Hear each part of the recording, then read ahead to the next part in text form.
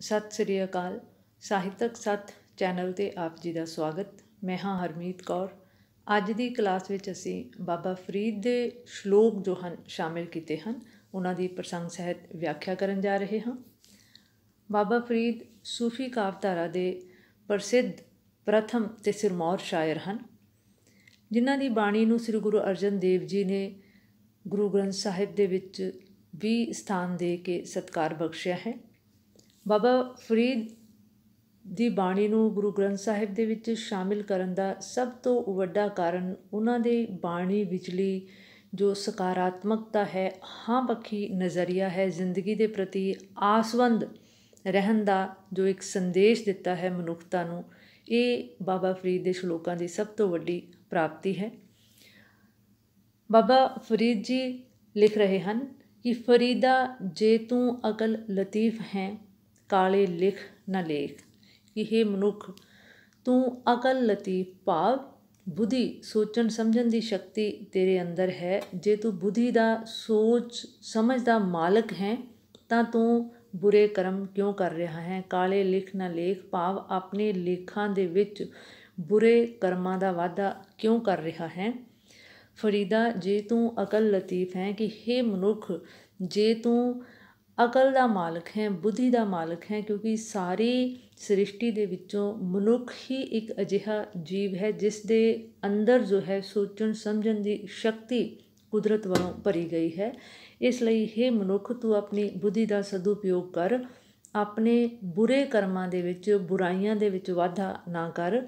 ਆਪਨੜੇ ਗਿਰੇਵਾਨ ਮਹਿ ਸਿਰ ਨੀਵਾਂ ਕਰ ਵੇਖ।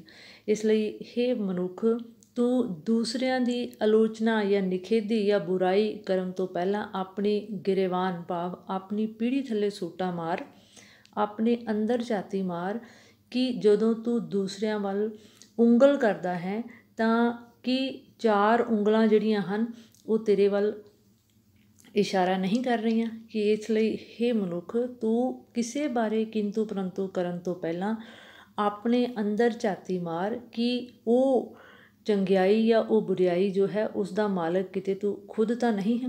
ਇਸ ਲਈ ਆਪਣੇ ਮਨ ਦੇ ਅੰਦਰ ਨੀਵਾਂ ਹੋ ਕੇ, ਨਿਰਵਾਣ ਹੋ ਕੇ ਆਪਣੇ ਅੰਦਰ ਝਾਤੀ ਮਾਰ। ਆਪਣੀਆਂ ਬੁਰਾਈਆਂ ਜੋ ਹਨ ਉਹਨਾਂ ਦਾ ਨਿਵਾਰਨ ਕਰ, ਨਿਵਰਤੀ ਕਰ, ਆਪਣੇ ਹਿਰਦੇ ਨੂੰ ਬੁਰਾਈਆਂ ਤੋਂ ਮੁਕਤ ਕਰ। ਫਰੀਦਾ ਜੇ ਜੋ ਤੈਂ ਮਾਰਨ ਮੁਕੀਆਂ, ਤਿੰਨਾ ਲੈ ਮਾਰੇ ਘੁੰਮ। ਇਸ ਲਈ ਬਾਬਾ ਫਰੀਦ ਜੀ ਕਹਿ ਰਹੇ ਹਨ ਕਿ ਹੇ ਮਨੁੱਖ, ਜੋ ਤੈਨੂੰ ਮੁਕੀਆਂ ਮਾਰ ਰਹੇ ਹਨ, ਤੋਂ ਭਾਵ ਇਹ ਨਹੀਂ ਹੈ ਕਿ ਜੋ ਤੈਨੂੰ ਮੁਕੀਆਂ ਭਾਵ ਕੋਈ ਧੱਫਾ, ਕੋਈ ਧੱਕਾ ਮੁੱਕੀ ਕਰ ਰਿਹਾ ਹੈ ਅਤੇ ਤੂੰ ਬਦਲੇ ਵਿੱਚ ਉਹਨਾਂ ਨੂੰ ਕੁਝ ਨਾ ਕਹਿ। ਅਸਲ ਦੇ ਵਿੱਚ ਬਾਬਾ ਫਰੀਦ ਇੱਥੇ ਇਹ ਸੰਦੇਸ਼ ਦੇਣਾ ਚਾਹ ਰਹੇ ਹਨ ਕਿ ਹੇ ਮਨੁੱਖ, ਜੋ ਤੇਰੀ ਆਲੋਚਨਾ ਕਰ ਰਹੇ ਹਨ, ਤੇਰੀਆਂ ਬੁਰਾਈਆਂ ਵੱਲ ਇਸ਼ਾਰਾ ਕਰ ਰਹੇ ਹਨ, ਉਹ ਵੀ ਇੱਕ ਤਰ੍ਹਾਂ ਦੇ ਨਾਲ ਤੈਨੂੰ ਸੁਚੇਤ ਕਰ ਰਹੇ ਹਨ। ਮੁੱਕੀ ਮਾਰ ਕੇ, ਧੌਲ ਧੱਫਾ ਕਰਕੇ ਤੈਨੂੰ ਤੇਰੇ ਵਿਕਾਰਾਂ ਤੋਂ, ਤੇਰੀਆਂ ਬੁਰਾਈਆਂ ਤੋਂ ਜਾਣੂ ਕਰਵਾ ਰਹੇ ਹਨ। ਇਸ ਲਈ ਤੂੰ ਉਹਨਾਂ ਦੀ ਬਦਲੇ ਦੇ ਵਿੱਚ ਬੁਰਾਈ ਨਾ ਕਰ, ਉਹਨਾਂ ਨੂੰ ਬੁਰਾ ਭਲਾ ਨਾ ਕਹਿ। ਤਿੰਨਾਂ ਨਾ ਮਾਰੇ ਘੁੰਮ। ਅਜਿਹੇ ਮਨੁੱਖਾਂ ਨੂੰ ਤੂੰ ਘੁੰਮ ਕੇ, ਪਰਤ ਕੇ ਉਹਨਾਂ ਦਾ ਬੁਰਾ ਨਾ ਸੋਚ, ਬੁਰਾ ਭਲਾ ਉਹਨਾਂ ਨੂੰ ਨਾ ਕਹਿ। ਕਿਉਂ? ਆਪਨੜੇ ਘਰ ਜਾਈਏ ਪੈਰ ਤਿੰਨਾਂ ਦੇ ਚੁੰਮ। ਕਿਉਂਕਿ ਤੈਨੂੰ ਤਾਂ ਆਪਨੜੇ ਘਰ ਭਾਵ ਆਪਣੇ ਮਨ ਅੰਦਰ ਝਾਤੀ ਮਾਰਨ ਦੇ ਲਈ ਉਹਨਾਂ ਲੋਕਾਂ ਨੇ ਸੁਚੇਤ ਕੀਤਾ ਹੈ। ਇਸ ਲਈ ਆਪਨੜੇ ਘਰ ਜਾਈਏ ਪੈਰ ਤਿੰਨਾਂ ਦੇ ਚੁੰਮ। ਤੈਨੂੰ ਤਾਂ ਸਗੋਂ ਜੋ ਨਿੰਦਕ ਮਨੁੱਖ ਹੈ ਉਸਦੇ ਪੈਰ ਚੁੰਮਣੇ ਚਾਹੀਦੇ ਹਨ ਕਿ ਉਸਨੇ ਵਕਤ ਸਿਰ ਤੈਨੂੰ ਸੋਝੀ ਕਰਵਾਈ ਹੈ, ਤੈਨੂੰ ਗਿਆਨ ਕਰਵਾਇਆ ਹੈ ਕਿ ਤੂੰ ਆਪਣੇ ਮਨ ਅੰਦਰ ਪਰਤ ਕੇ, ਆਪਣੇ ਹਿਰਦੇ ਵਿੱਚ ਝਾਤੀ ਮਾਰ ਕੇ ਆਪਣੇ ਆਪ ਨੂੰ ਬੁਰਾਈਆਂ ਤੋਂ ਮੁਕਤ ਕਰ ਸਕੇ। ਇਸ ਲਈ ਬਾਬਾ ਫਰੀਦ ਜੀ ਕਹਿ ਰਹੇ ਹਨ ਕਿ ਹੇ ਮਨੁੱਖ, ਜੋ ਤੇਰੀ ਆਲੋਚਨਾ ਕਰ ਰਿਹਾ ਹੈ, ਜੋ ਤੈਨੂੰ ਬੁਰਾ ਭਲਾ ਕਹਿ ਰਿਹਾ ਹੈ, ਤੇਰੀ ਪਿੱਠ ਪਿੱਛੇ ਬੁਰਾਈ ਕਰ ਰਿਹਾ ਹੈ, ਉਸ ਦਾ ਤਾਂ ਤੈਨੂੰ ਸ਼ੁਕਰਾਨਾ ਕਰਨਾ ਚਾਹੀਦਾ ਹੈ ਕਿ ਉਸ ਨੇ ਤੇਰੀਆਂ ਬੁਰਾਈਆਂ ਕਰਕੇ ਤੈਨੂੰ ਸੁਚੇਤ ਕੀਤਾ ਹੈ ਤਾਂ ਜੋ ਤੂੰ ਵਕਤ ਰਹਿੰਦਿਆਂ ਆਪਣੇ ਵਿਕਾਰਾਂ ਨੂੰ, ਆਪਣੇ ਬੁਰਾਈਆਂ ਤੋਂ ਮੁਕਤੀ ਪ੍ਰਾਪਤ ਕਰ ਸਕੇ, ਆਪਣੇ ਵਿਕਾਰਾਂ ਨੂੰ ਦੂਰ ਕਰ ਸਕੇ। ਦੇਖ ਫਰੀਦਾ ਜੋ ਥੀਆ ਦਾੜੀ ਹੋਈ ਭੂਰ। ਬਾਬਾ ਫਰੀਦ ਕਹਿ ਰਹੇ ਨੇ ਕਿ ਹੇ ਮਨੁੱਖ, ਦੇਖ ਦੇਖ ਫਰੀਦਾ ਆਤਮ ਨੂੰ ਸੰਬੋਧਿਤ ਕਰ ਰਹੇ ਨੇ। ਆਤਮ ਅਵਲੋਕਨ ਕਰਦੇ ਹੋਏ ਬਾਬਾ ਫਰੀਦ ਨੇ ਸਾਰੇ ਸਲੋਕਾਂ ਦੀ ਸਿਰਜਣਾ ਕੀਤੀ ਹੈ ਕਿ ਕਿਸੇ ਨੂੰ ਕਹਿਣ ਤੋਂ ਪਹਿਲਾਂ ਅਸੀਂ ਆਪਣੇ ਅੰਦਰ ਝਾਤੀ ਮਾਰੀਏ। ਇਸ ਲਈ ਬਾਬਾ ਫਰੀਦ ਨੇ ਹਰ ਸ਼ਲੋਕ ਦੇ ਵਿੱਚ ਕਿਹਾ ਹੈ ਕਿ ਦੇਖ ਫਰੀਦਾ ਜੋ ਥਿਆ ਦਾੜੀ ਹੋਈ ਪੂਰ, ਕਿ ਹੇ ਮਨੁੱਖ ਦੇਖ ਤੇਰੇ ਨਾਲ ਕੀ ਭਾਣਾ ਵਾਪਰਿਆ ਹੈ, ਜੋ ਥਿਆ ਕੀ ਹੋ ਗਿਆ ਹੈ, ਦਾੜੀ ਹੋਈ ਪੂਰ, ਕਿ ਤੂੰ ਬਚਪਨ ਤੋਂ ਜਵਾਨੀ ਅਤੇ ਜਵਾਨੀ ਤੋਂ ਬੁਢਾਪੇ ਵੱਲ ਜੋ ਹੈ ਵੱਧ ਗਿਆ ਹੈ। ਤੇਰੀ ਦਾੜੀ ਜਿਹੜੀ ਹੈ ਧੌਲੀ ਭਾਵ ਸਫੇਦ ਹੋ ਗਈ ਹੈ, ਭੂਰੇ ਰੰਗ ਦੀ ਹੋ ਗਈ ਹੈ। ਉਹ ਇਸ ਗੱਲ ਦਾ ਪ੍ਰਤੀਕ ਹੈ ਕਿ ਤੂੰ ਕਦਮ ਕਦਮ ਜੋ ਹੈ ਅੰਤਿਮ ਪੜਾਅ ਵੱਲ ਨੂੰ ਵੱਧਦਾ ਜਾ ਰਿਹਾ ਹੈ। ਅੱਗਾ ਨੇੜੇ ਆਇਆ ਪਿੱਛਾ ਰਿਹਾ ਦੂਰ। ਹੁਣ ਤੇਰਾ ਅਗਲਾ ਜੀਵਨ ਜੋ ਹੈ, ਜਿਵੇਂ ਜਿਵੇਂ ਤੂੰ ਬਜ਼ੁਰਗ ਹੁੰਦਾ ਜਾ ਰਿਹਾ ਹੈ, ਬੁਢਾਪੇ ਵੱਲ ਤੇਰੇ ਕਦਮ ਵੱਧਦੇ ਜਾ ਰਹੇ ਹਨ, ਭਾਵ ਤੇਰਾ ਅਗਲਾ ਜੀਵਨ ਭਾਵ ਤੇਰੀ ਮੌਤ ਜੋ ਹੈ ਨੇੜੇ ਆਉਂਦੀ ਜਾ ਰਹੀ ਹੈ। ਪਿੱਛਾ ਰਿਹਾ ਦੂਰ, ਤੇਰਾ ਬਚਪਨ ਜੋ ਹੈ ਤੇਰੇ ਤੋਂ ਦੂਰ ਹੋ ਗਿਆ ਹੈ। ਇਸ ਲਈ ਤੂੰ ਹੁਣ ਆਪਣੀ ਪਿਛਲੀਆਂ ਜੋ ਪ੍ਰਾਪਤੀਆਂ ਹਨ ਉਹਨਾਂ 'ਤੇ ਇੰਨਾ ਮਾਣ ਨਾ ਕਰ, ਉਹਨਾਂ ਨੂੰ ਯਾਦ ਕਰ ਕਰਕੇ ਝੂਰ ਨਾ, ਸਗੋਂ ਅਗਲੇ ਜੀਵਨ ਦੇ ਲਈ ਚੰਗੇ ਕਰਮ ਕਰਕੇ ਆਪਣਾ ਅੱਗਾ ਸਵਾਰਨ ਦੀ ਤਿਆਰੀ ਕਰ। ਦੇਖ ਫਰੀਦਾ ਜੇ ਥੀਆ ਸ਼ੱਕਰ ਹੋਈ ਵਿਸ। ਬਾਬਾ ਫਰੀਦ ਜੀ ਅਗਲੇ ਪੜਾਅ 'ਤੇ ਕਹਿ ਰਹੇ ਨੇ ਕਿ ਦੇਖ ਮਨੁੱਖ ਤੇਰੇ ਨਾਲ ਕੀ ਵਾਪਰਿਆ ਹੈ, ਕੀ ਭਾਣਾ ਵਾਪਰ ਰਿਹਾ ਹੈ।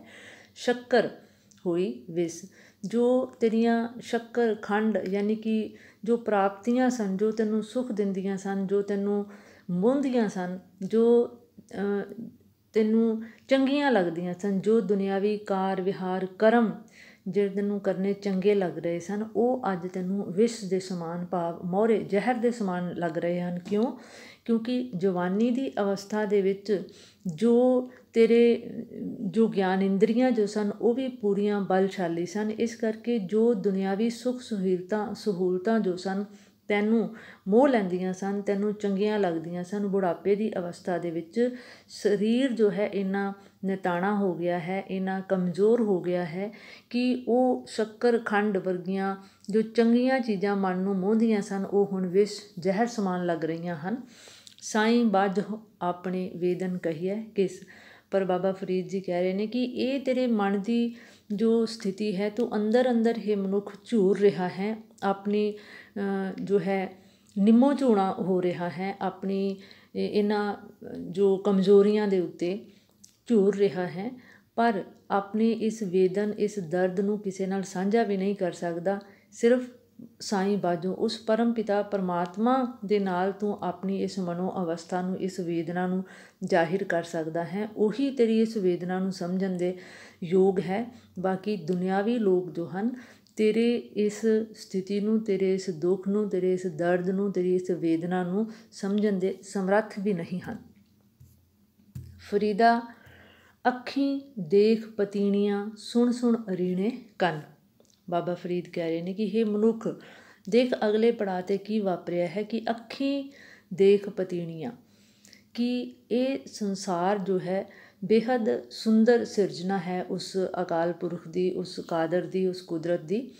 ਇੰਨੀ ਸੋਹਣੀ ਸਿਰਜਣਾ ਜੋ ਹੈ ਸਾਰੀ ਉਮਰ ਇਸ ਨੂੰ ਵੇਖ ਵੇਖ ਕੇ ਤੇਰਾ ਰੱਜ ਨਹੀਂ ਹੋਇਆ, ਭਾਵ ਤੇਰਾ ਮਨ ਨਹੀਂ ਭਰਿਆ, ਪਰ ਤੇਰੀਆਂ ਅੱਖਾਂ ਜਿਹੜੀਆਂ ਹਨ ਉਹ ਥੱਕ ਗਈਆਂ ਹਨ। ਕਿਉਂਕਿ ਅੱਖਾਂ ਕਮਜ਼ੋਰ ਹੋ ਗਈਆਂ ਹਨ, ਗਿਆਨ ਇੰਦਰੀਆਂ ਕਮਜ਼ੋਰ ਹੋ ਗਈਆਂ ਹਨ ਬੁਢਾਪੇ ਦੀ ਅਵਸਥਾ ਦੇ ਵਿੱਚ ਆ ਕੇ। ਇਸ ਲਈ ਅੱਖੀਂ ਦੇਖ ਪਤੀਣੀਆਂ, ਸੰਸਾਰਿਕ ਜੋ ਪਦਾਰਥਕ ਖੁਸ਼ਹਾਲੀਆਂ ਹਨ ਉਹਨਾਂ ਤੋਂ ਤੇਰਾ ਮਨ ਤਾਂ ਨਹੀਂ ਰੱਜਿਆ, ਪਰ ਤੇਰੀਆਂ ਅੱਖਾਂ ਰੱਜ ਗਈਆਂ ਹਨ, ਥੱਕ ਗਈਆਂ ਹਨ, ਇਹਨਾਂ ਨੂੰ ਮਾਨਣ ਦੇ ਯੋਗ ਨਹੀਂ ਰਹੀਆਂ। ਸੁਣ ਸੁਣ ਰੀਣੇ ਕੰਨ, ਅਤੇ ਕੰਨ ਜਿਹੜੇ ਹਨ ਉਹ ਵੀ ਹੁਣ ਸੁਣ ਸੁਣ ਕੇ ਅੰਤ ਜੋ ਹੈ ਬੋਲੇ ਹੋ ਗਏ ਹਨ, ਭਾਵ ਉਹਨਾਂ ਦੀ ਸੁਣਨ ਸਮਝਣ ਦੀ ਸ਼ਕਤੀ ਜਿਹੜੀ ਹੈ ਘਟ ਗਈ ਹੈ। ਸਾਖ ਪਕੰਦੀ ਆਈਆ ਹੋਰ ਕਰੇਂਦੀ ਵੰਨ। ਕਿਉਂ ਅਜਿਹਾ ਹੋਇਆ ਹੈ?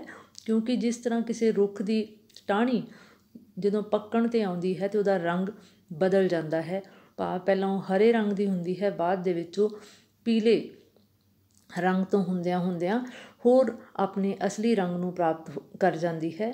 ਇਸੇ ਤਰ੍ਹਾਂ ਜੋ ਬਚਪਨ ਤੋਂ ਜਵਾਨੀ ਅਤੇ ਜਵਾਨੀ ਤੋਂ ਬੁਢਾਪੇ ਦੀ ਅਵਸਥਾ ਵਿੱਚ ਆਉਂਦਿਆਂ ਹੋਇਆਂ ਇਹ ਮਨੁੱਖ ਤੇਰੀ ਵੀ ਸਥਿਤੀ ਜਿਹੜੀ ਹੈ ਉਹ ਪੱਕੇ ਹੋਏ ਫਲ ਵਰਗੀ ਹੋ ਗਈ ਹੈ। ਜਿਸ ਤਰ੍ਹਾਂ ਪੱਕ ਜਾਵੇ ਫਲ, ਪੱਕਣ ਤੋਂ ਬਾਅਦ ਰੁੱਖ ਨਾਲੋਂ ਟੁੱਟ ਜਾਂਦਾ ਹੈ, ਠੀਕ ਇਸੇ ਤਰ੍ਹਾਂ ਤੇਰੀ ਵੀ ਜੋ ਬੁਢਾਪੇ ਦੀ ਅਵਸਥਾ ਹੈ ਇਹ ਇੱਕ ਤਰ੍ਹਾਂ ਦੇ ਨਾਲ ਆਖਰੀ ਪੱਕੇ ਹੋਏ ਫਲ ਵਾਂਗ ਆਖਰੀ ਪੜਾਅ ਹੈ ਤੇਰੀ ਜ਼ਿੰਦਗੀ ਦਾ। ਇਸ ਤੋਂ ਬਾਅਦ ਜੋ ਹੈ ਤੂੰ ਇਸ ਜੋ ਸੰਸਾਰ ਤੋਂ ਰੁਖਸਤ ਕਰ ਜਾਣਾ ਹੈ।